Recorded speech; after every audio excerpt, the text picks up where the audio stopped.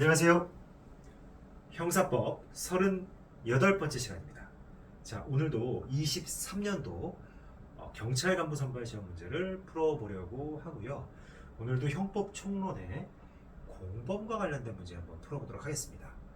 공범과 관련된 문제는 이론이 좀 많이 출제되는 부분이에요. 그래서 이론 파트에 대한 정리도 반드시 해두셔야 되고, 또 판례 당연히 출제가 되겠죠.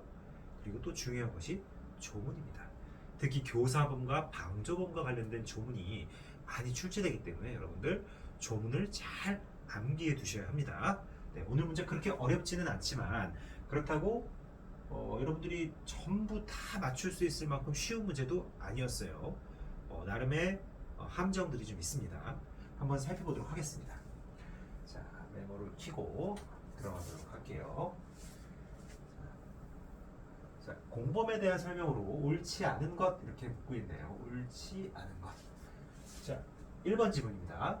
교사를 받은 자가 범죄의 실행을 승낙하지 아니한 때는 교사자만을 음모 또는 예비에 준하여 처벌한다. 이렇게 되어 있네요. 자, 범죄의 실행을 승낙하지 아니한 때 31조 3항입니다. 그리고 이거 실패한 교사입니다. 실패한 교사의 경우에는 우리 조문에서 교사자만을 음모 또는 예비에 준하여 처벌한다라고 되어 있습니다. 실패한 교사는 범죄의 실행을 승낙하고 실행의 착수로 나아가지 않았을 때는 교사자, 피교사자 모두 예비 음모에 준해서 처벌한다. 이렇게 31조 2항에 규정이 되어 있어요.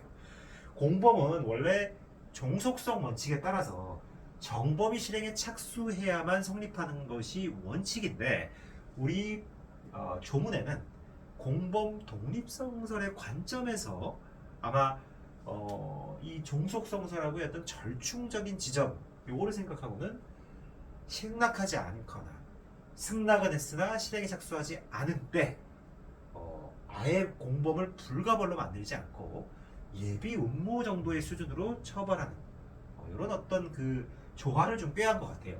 공범 독립성설과 종속성설의 어떤 중간 지점이죠. 그렇게 뭔가 조화를 좀 꾀한 그런 형국입니다.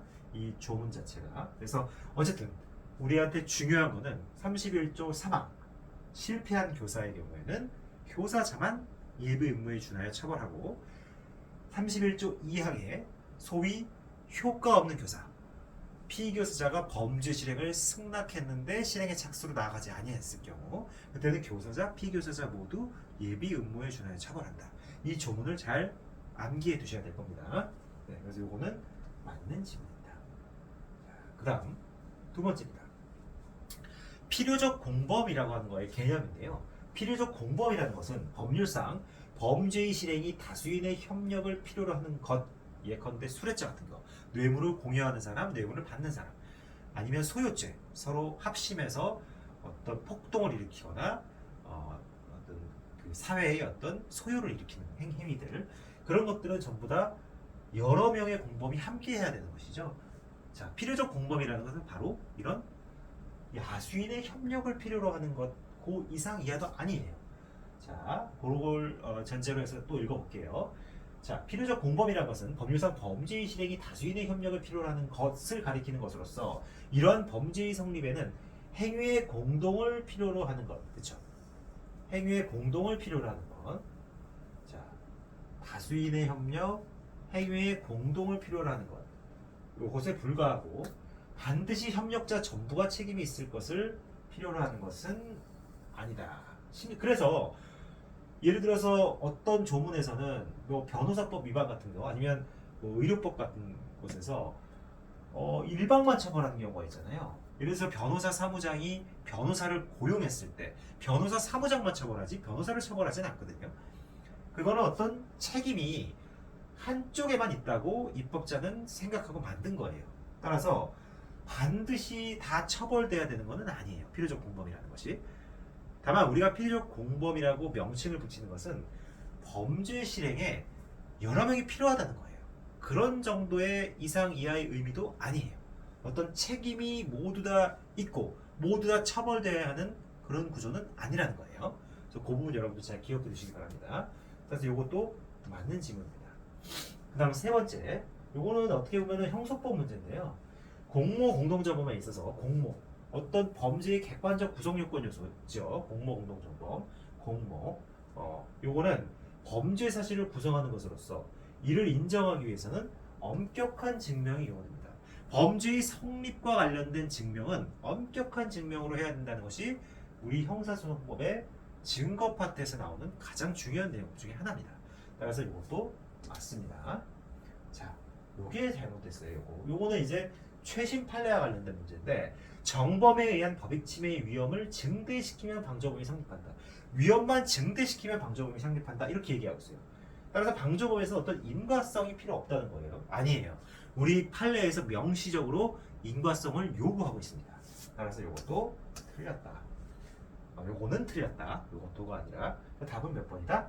4번입니다. 4번. 자, 그래서 요거 한번 우리 내려가서 볼게요.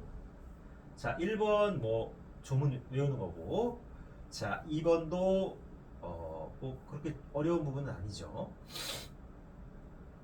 전부 다 처벌돼야 되는 건 아니다 이런 얘기예요. 전부 다 처벌돼야 되는 건 아니다.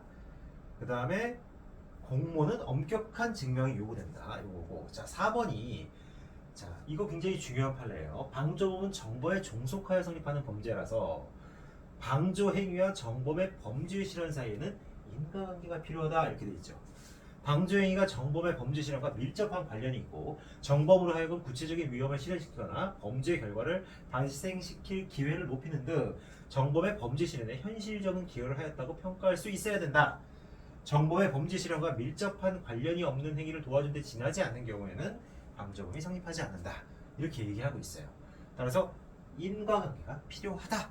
요 판례의 문구를 잘 기억해 주시기 바랍니다. 과거에 학설 대립이 있었던 부분에 판례가 나온 겁니다. 그래서 답은 4번으로 보시면 될 것 같아요. 자, 오늘 문제 아까 말씀드렸지만 조문, 이론, 판례 모든 것이 섞여서 나온 그런 문제입니다. 굉장히 중요한 문제니까 여러분들 잘 기억해 두시면 좋을 것 같습니다. 오늘 여기까지 하겠습니다. 감사합니다.